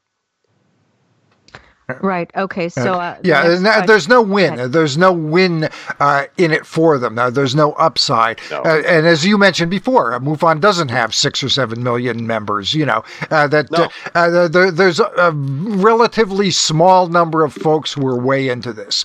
A show like Unidentified or Ancient Aliens might draw a very nice audience and a profitable audience for something like the History Channel, but even most of those people are not wildly into UFOs. It's something to watch on a Friday night. They like it. They're interested. They think there's something to it. But then the folks who take the extra step and want to get more actively involved, it's a very small number of people. And, it's spread, planet-wide, but way less than an inch deep, to play on that old expression, a mile wide and an inch deep. There's only so many, and it's just not enough to get attention from the scientific community, from people in government, from people in the military. It doesn't happen that often. I mean, really good cases where you do have a backup for evidence, where you've got a good, credible witness, maybe backed up by radar, as an example. Those kind of things just don't seem to happen often enough to get people all worked up about it. And I think that's where the real issue is. Okay, Steve, I had a question to ask you, and that is, it's one of the biggies. Will disclosure happen, and if so, when and how? Assuming that it hasn't already. Will disclosure happen? If so, when and how? I call it baby steps, is what I call it. Things happen a little bit at a time. And you might correct me if I'm wrong, but I don't think they have found any water on another planet yet. I may be wrong. Seems like they said they found some on Mars. But when you sit there and jump up and down for years and years and years and say, well, you can't have life without water, and Earth is the only one that has water. So that kind of limits it down a little bit. But when you start finding other planets with water, then that's one little baby step. And I would think that you see these photographs. Oh, we found a new planet out here. It looks like Earth and all that kind of thing. Well, I'm looking at it, and I don't see any electricity on anywhere. There's no lights in the cities or anything. So does that mean there's life or no? I mean, maybe they use candles. So I do want to expound on this, and that is, I brought this up myself. I don't have a photographic memory, so I just want to be clear. I did look this up while you were talking. On September 27, 2012, NASA scientists announced that the Curiosity rover found direct evidence for an ancient stream bed in Gale Crater, suggesting an ancient vigorous flow of water on Mars. I could go on about that regarding water on Mars, but wanted to move on to the idea of disclosure, and that is, on December 16, 2017, there was an article titled Glowing Hours and Black Money, the Pentagon's Mysterious UFO Program, written by 3 people, Helen Cooper, Ralph Blumenthal, and Leslie Kean. Now, Jan Harzen has already made it clear he believes that article was a form of disclosure, and he said, we already have all the disclosure we're going to need. That is what he believes is full disclosure by the U.S. government. So as other people have that same perspective. I don't. I'll tell you why. And then I want to know what you have to say. And that is, to me, full disclosure from the U.S. government, for example, is releasing every file they've ever had related to the UFO topic. And I personally believe that if they, being the U.S. government, can handle reading, scrutinizing, reviewing, and analyzing and also gathering all of that information on the UFO topic, well, we're adults, so can we. We're not a bunch of 5-year-olds. We're not babies pretty sure we can handle it if they can too. Now, if it's an issue of national security, I get that. However, how do we really know that any of it would have anything to do with national security? Well, national security is a big umbrella. It is a big umbrella. And I think in some cases they could be using that as an excuse. But do you believe? Well, yes. If people find out that aliens are real and all this kind of crap and your religion isn't what you think it is, well, they're going to riot in the street. There's your national security umbrella being broken there. But and see, this is the thing. We've heard that for years now. Sure. But do you really believe that? Well, there was a study I read about years and years ago that was made similar to what you're talking about. What if people knew that UFOs were real and aliens and all this kind of thing? And they estimated that 17 or 20% of the religious people would commit suicide because, hey, guess what? We're not going to live in the afterlife and that kind of thing. And then a larger group would start revolting and getting mad because they've been lied to for years and kick everybody out of office and just all kinds of things would take place. And I can almost see all of that. I mean, a lot of people put a lot of faith in the word God. I mean, in the Bible. So let's get specific here. Let's just say that a person believes Christians, for example, cannot handle the possibility of ETs being out there. That's because they think they're demons. They're told they're demons. Oh, okay. I was just going to say, let's just say, okay, I'm glad you brought the demon topic. Let's just say they're not demons, okay? Then my answer to that Christian, the idea regarding Christians and ETs is, well, if they have full belief in faith in God, then what are they worried about? Well, that's true. What are they worried about? Whether they're demons or not. That's true. God's supposed to take care of them. And over the last 2 years, we've seen all this new information come out about UFOs. And what's the reaction been? It's gotten a few people more interested in the subject, but again, it's a real small number against the entire population. Yeah, and when these articles come out, they come out on like a Friday, and people are going to do something on the weekend, and nobody ever really notices all this stuff anyway coming out, as mainstream media, UFO-related reports. The really biggie articles I've noticed. Where are these articles? They're the articles in the New York Times, News, Politico, and so on. I haven't read a newspaper since I threw that stupid thing back in the 70s. Okay. Well, okay. So I was going to ask you another question, but just one more thing on Mars in case our listeners want to know a little bit more about that. That almost all water on Mars exists today as ice. So moving along here, do you believe we are or have been using any technology taken by our government or any government from extraterrestrial related technology? Well, of course I do. It goes back to what I was telling you earlier. We were in an animal-drawn vehicle for 2,500 years, and all of a sudden, in 60 years, we go to the moon. We didn't just learn that overnight. We had some help doing that. Now, that means that there are some aliens that are here to help us. And if there were any aliens here that were going to do harm to us, we'd be dead. Right. Okay. So we're getting help. All right. Okay. So do you believe this is a question you sort of answered, but tell me if you feel like you have in its entirety as far as answering it. Do you believe national security is a legitimate concern to keep all government agencies from disclosing everything they have about possible presence of extraterrestrial activity and extraterrestrial crafts and technology? Yes. Okay.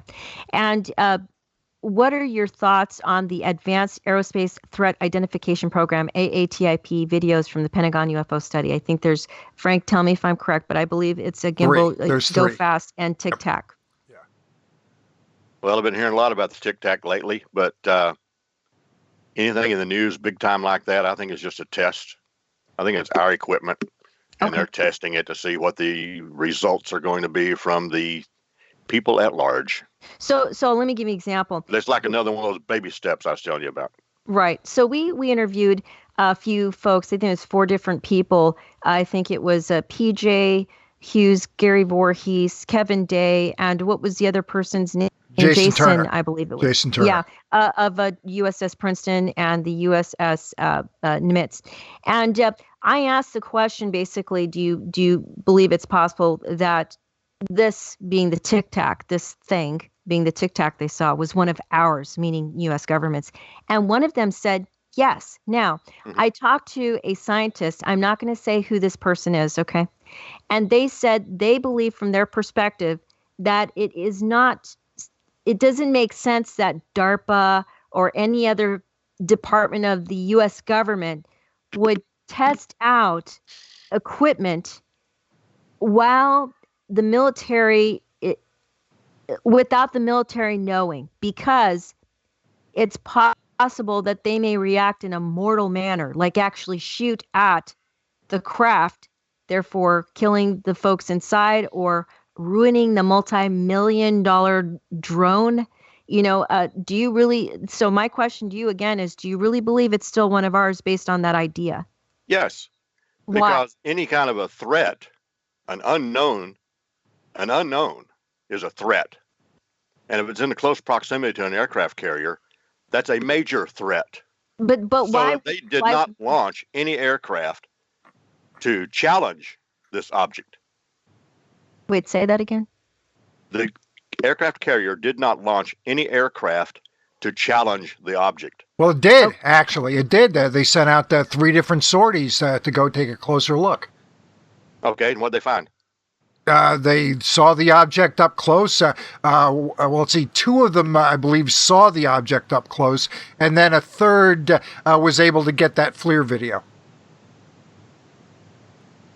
Okay, so what was their conclusion? It's still an unknown. Yeah.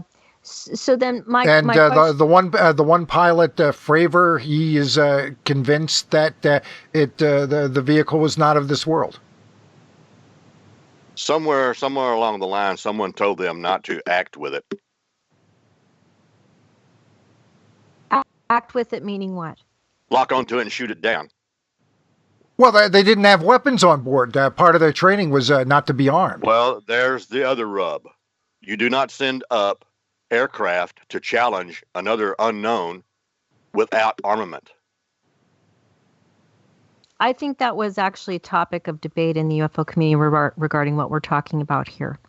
Well, then, then we've got you're saying challenge. I'm saying, the reports that we've gotten are that they did go out to take a closer look. So, okay, you're saying challenge meaning go out and get close and shoot it down. Find is that out what you what mean? it is, make contact with it, and see what its intentions are. Yeah, not well, yeah, that they did do. That they did do. I think the evidence points is that have weaponry. Yes, they were unarmed. You do not send up someone unarmed to challenge an object that's unknown. Okay, I'll give you an example. Yeah. Washington, D.C. is a no-fly zone. Yeah. Try to fly an airplane in there. You will be challenged immediately by 2 jet fighters with there's enough armament on there to blow you apart. And our listeners know Steve is just giving that as an example. He's not giving a command to our listeners to try flying out there. No, of course not. Yeah, You'll find out immediately why you don't want to do it. Exactly. And I just want to make that clear because Steve was just using that as a mere example. And he, of course, we all know this doesn't really mean airspace over D.C. is different than airspace out over the Pacific Ocean. But any airspace around an aircraft carrier is a secure area. Right. So my question remains the same. And I don't mind if you say, well, I already answered that. That's fine. So I'm going to push you on this, Steve. Okay. I'm going to be aggressive. My question is, why would any department of the U.S. government test out the behavior or possible reactions, unknown reactions of our own military on craft just to see what they would do? Like, what is the point of that? Well, I can put it to you in 4 letters. TEST. Okay. So you really think that they being the U.S. government would do that to their own military to see the behavior? Of course. Okay. All right. Well, so let me move along to the next question. What do you when you first started out researching the UFO topic, and I'm not saying this happened to you, but this has happened to an awful lot of people. Tell me if this happened to you. You started off with questions, hoping that you might find some answers, maybe knowing realistically you wouldn't have all questions answered, but at least some of them. Do you now, all these years later, after being involved in the UFO topic, have more questions than you do answers? Let's see how to answer that. I suppose my some questions were answered, yes, but the real important ones were not. Let's take a abduction experience, for example. They are all basically the same, and there's no evidence of anything.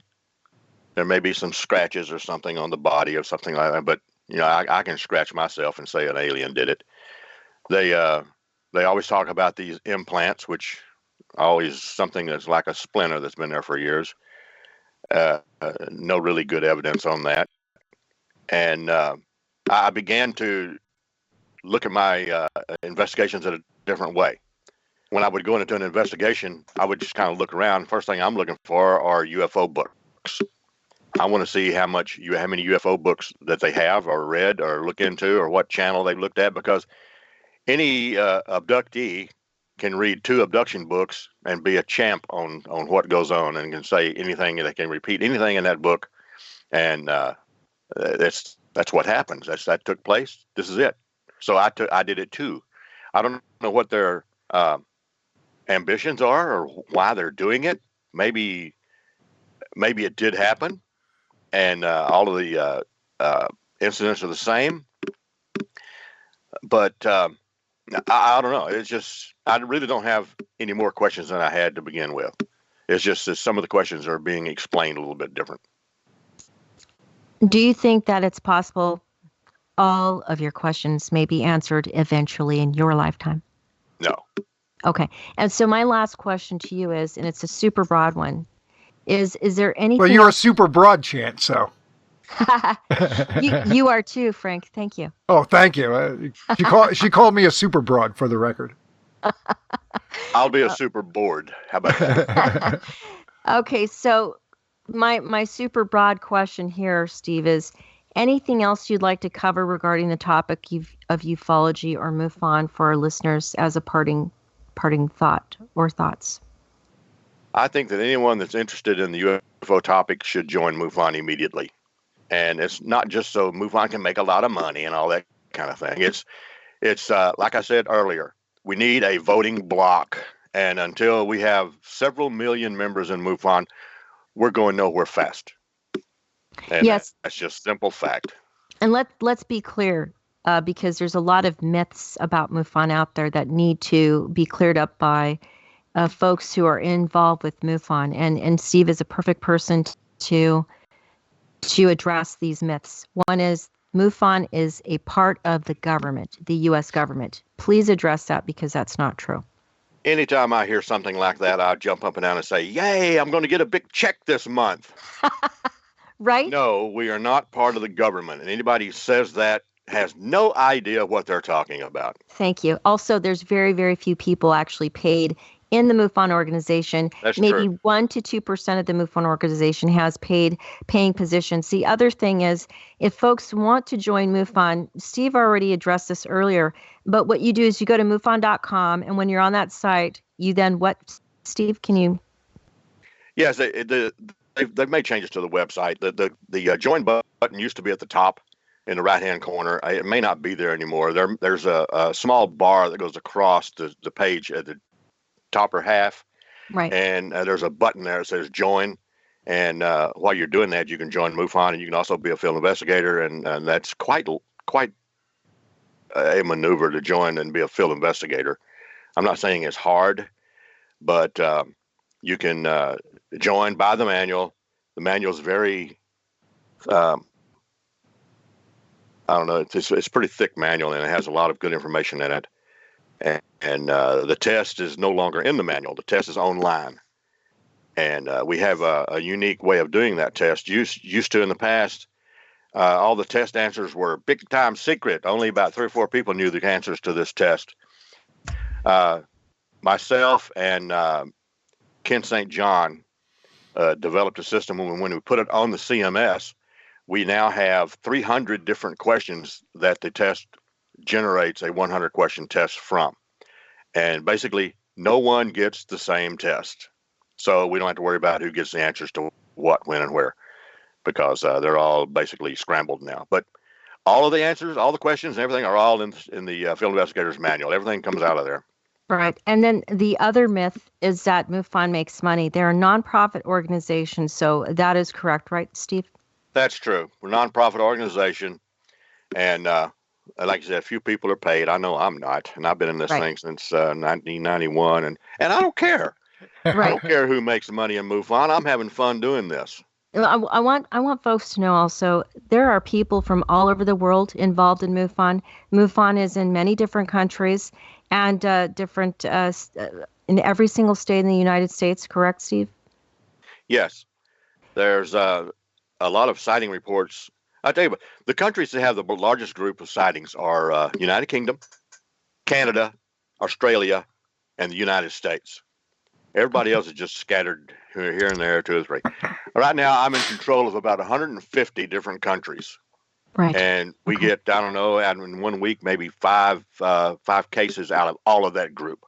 So it's very far and in between. But so there's only one question left, then we're going to go ahead and end this interview. And that is, Frank and I had wanted to ask you briefly about the CMS database and the Form 30. Now, just really important for our listeners to know, there's a point where Steve may not be able to answer all the questions on the CMS database or Form 30, possibly because there could be confidential information regarding that. That is specific to MUFON. So what is CMS database and what is Form 30? Well, to begin with, it's 2 different entities. The CMS database is the case management system. And when a case comes in, it automatically is entered into the CMS database. And depending on what state that the case is generated in, that case then goes to that state director. They're notified by email. Hey, you got a case. Here's the case number. It gives you general information of what the case is about. And the state director or the chief investigator then take that case and they assign it to basically the nearest field investigator to the witness. And the investigator interviews the people, does the case, fills out the case information, and part of that is Form 30. And the reason Form 30 was generated is because way back a long time ago, it was a free-for-all. And you could take one case synopsis from one case and you look at the other one and you say, what? What's this? What's that? It's just a big scrambled egg. So as the DOI, I got with all the state directors and all the field investigators, and I sent an email out and said, show me the criteria you use for your final case. And I got about 6. Now, that's 6 out of 50 states. I got 6. So 6 responses, you mean? 6 responses, yes. Yeah. So we the best one was the one in Texas, and the Texas is the one we used, and that's Form 30. And it's very involved. It asks for a lot of information, and immediately people did not like it because it was, well, we're filling it out twice, that kind of thing. So it took years and years to do, and I'm not sure how much it is now, but it was supposed to be automatically done for the most part. And so now when you fill out Form 1 on your sighting report, it's supposed to automatically transfer quite a bit of the information over to Form 30, so you don't have to do this double work thing. I've never tested it. I don't know. I just hear that it's done. And there's only certain people who have access to those databases. Is that correct? Field investigators have access to the database. The Form 30. Yes. And CMS database members of MUFON, like people who pay for a newsletter, do they have access? They're paying MUFON members, meaning they pay annually. Okay, no, so even state to state, a field investigator cannot look at another state's cases. Okay, I'm glad you cleared that up. That what I just mentioned may have happened decades ago, or where members may have had access. Folks who paid for like the newsletter or annual paying members of MUFON, but are not field investigators or state section directors or directors, they may have had access to CMS at one time. Yes or no? No. Okay. So CMS. Only the field investigators had access. And the reason that I don't have time, but the reason we had limits put on is because years and years ago, before I became the DOI, I had a landing exercise in Dublin, Texas. This is right during the Stephenville thing. It was really weird. But I know some people down there have some property. We staged a landing site, and I entered it in the CMS with a couple other bogus little accounts that there was a landing in Dublin, and we were going to have a STAR team exercise, and we went through the motions. And I guarantee you, within 24 hours, a field investigator in New Jersey posted all of the information on a website, a UFO website. And this was before STAR team even got on the scene.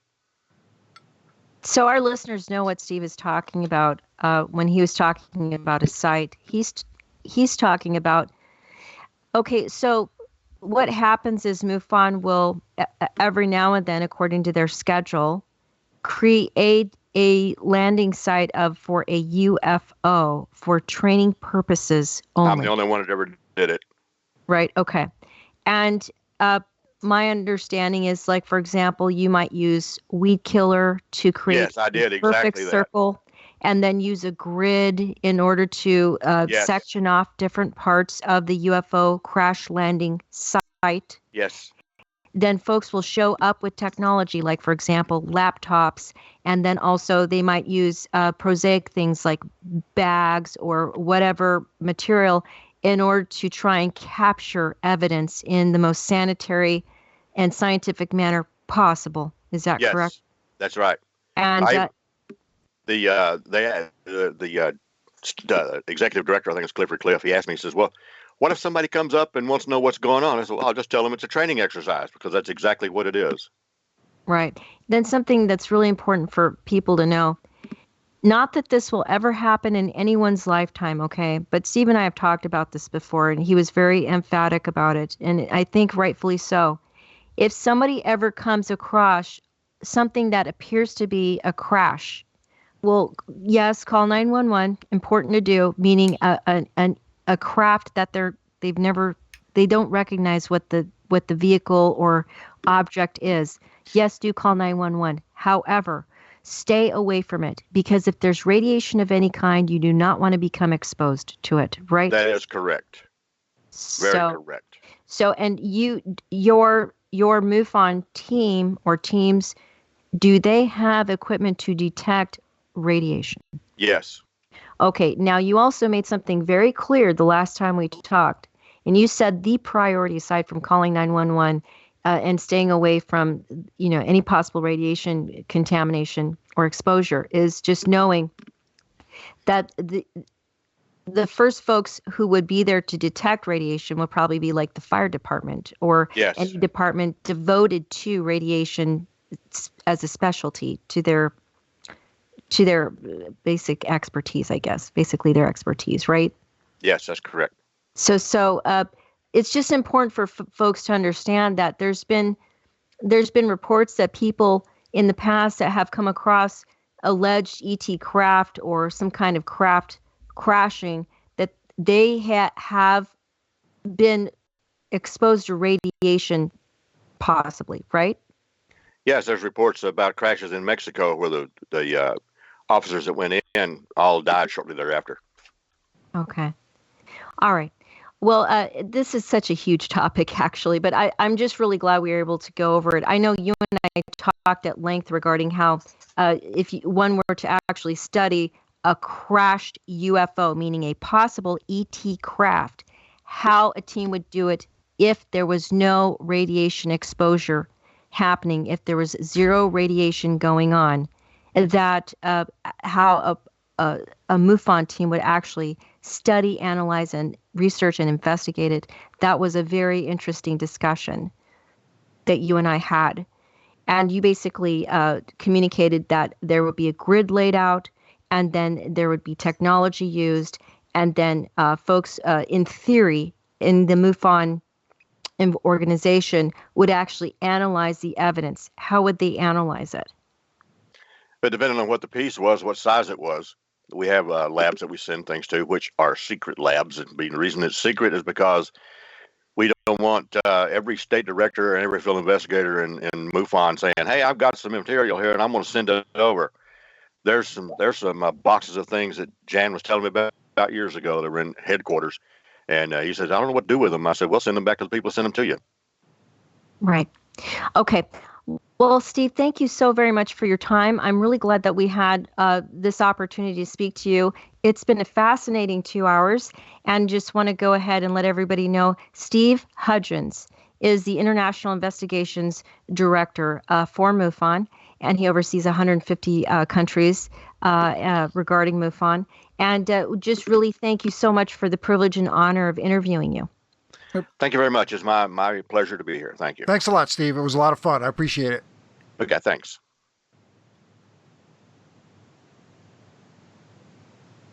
Is it done, Frank? You said you wanted to wrap the show, so it's not done. Okay. Is it stop? Has it stopped recording? No.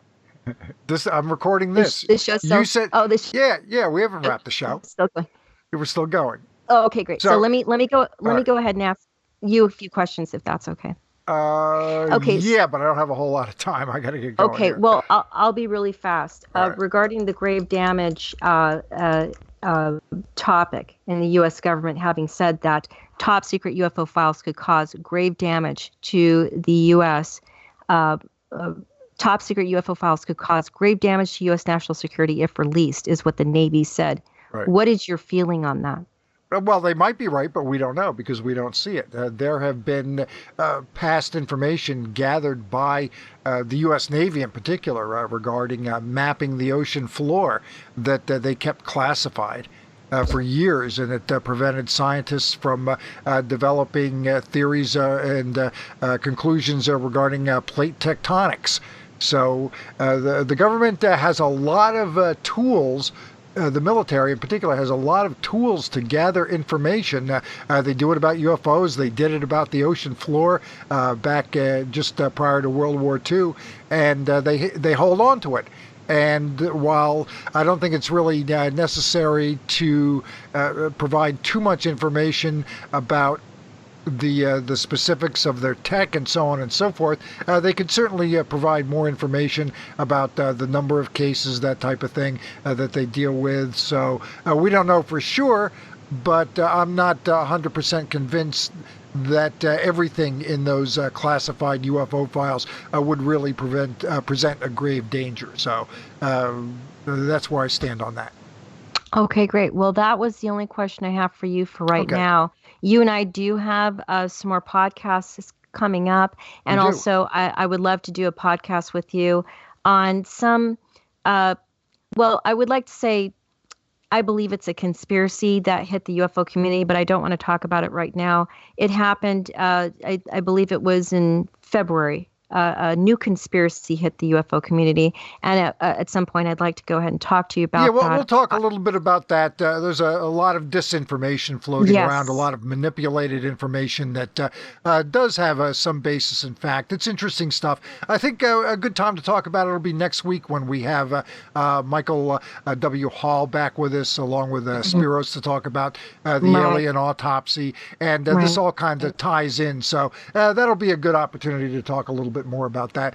There was some additional information that came out this past yesterday, as a matter of fact, regarding Hal Puthoff, basically confirming that there was an exchange between Eric Davis and Admiral Thomas Wilson about that Wilson memo. But again, he didn't go into a lot of detail. He just said that there had been an exchange. Now, again, we'll talk about all that in a little bit more detail next week. So Yeah, let's tune in next week, and we'll go over it in excruciating detail. And we'll have to get a little bit more from our friend Tom Whitmore, who was out at that. Well, yeah, I just wanted to be clear about that. That what Tom Whitmore asked about various topics of Hal, my response to that is, even if Hal Puthoff, Eric Davis have stated that the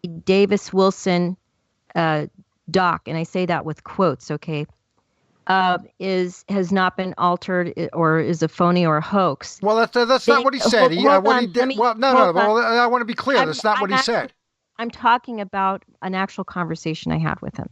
So that's why I know. With Tom, okay. That they have not stated that it's been altered, a phony, or a hoax. That they've not stated that the document is altered, phony, or hoax. They have not stated that. They just says simply refuse to comment. And my response to that is, it doesn't matter if, let me put it this way, no matter what, there are still discrepancies in these. Oh yeah, absolutely. And all Puthoff confirmed was that there was an interview, there was an exchange between Wilson and Davis. Yeah, and there's many discrepancies. It's not like there's, one or two. Right.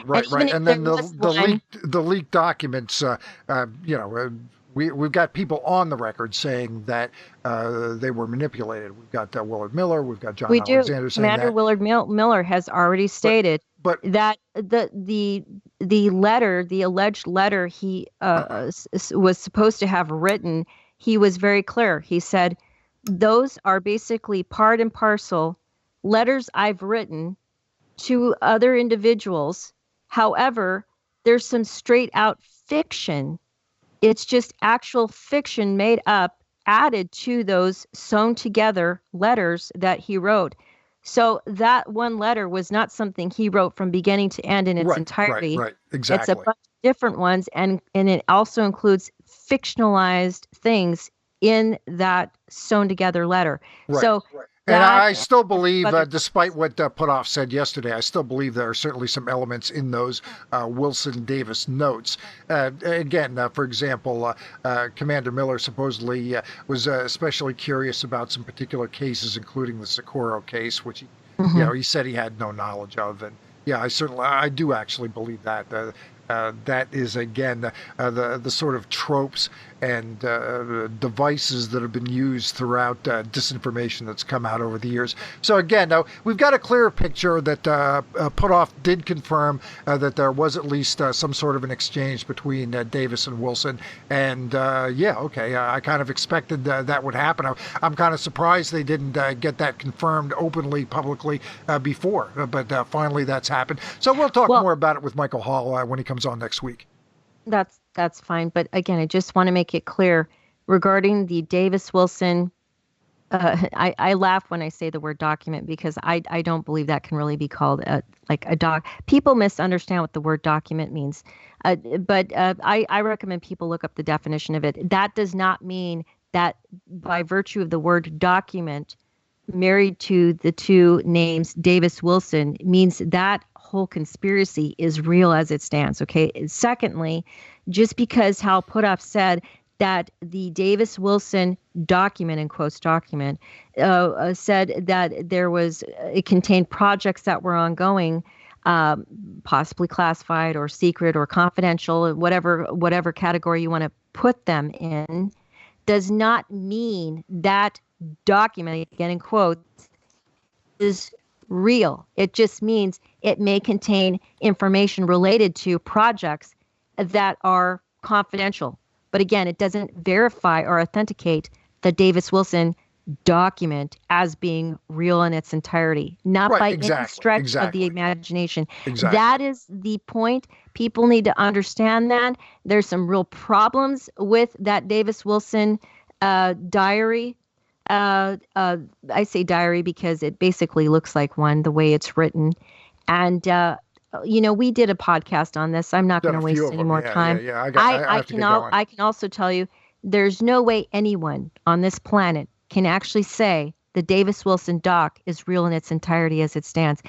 Factually, it cannot be done.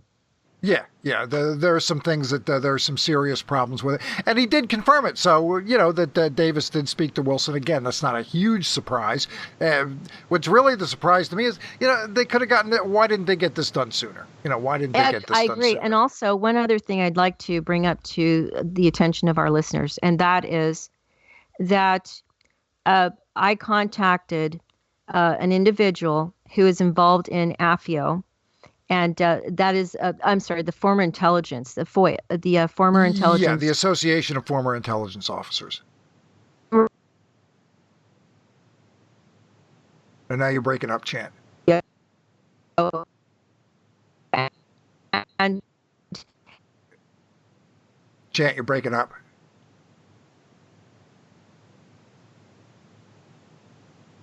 Hello? And well, Chant, everything you're saying is breaking up, okay? Can you hear me now? Now I can, yeah. Okay, yeah. That person who's a member of AFIO looked up on our behalf to see if Admiral Wilson had ever been to Las Vegas to speak at their AFIO chapter, and he never had. Right. And that was on the record. He said that never happened. Yeah. That was John Alexander.